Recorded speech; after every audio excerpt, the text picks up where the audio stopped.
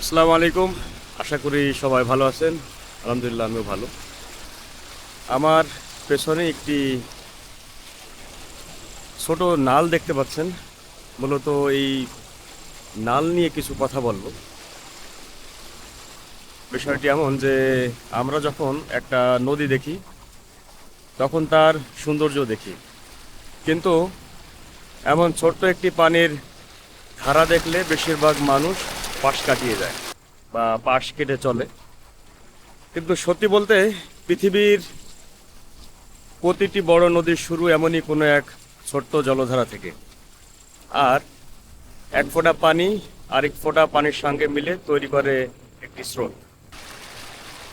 সেই স্রোত একদিন খাল হয়, খাল থেকে নদী, আর নদী থেকে শেষ পর্যন্ত সাগরে গিয়ে পৌঁছায়, অর্থাৎ সাগরের সাথে মেশে।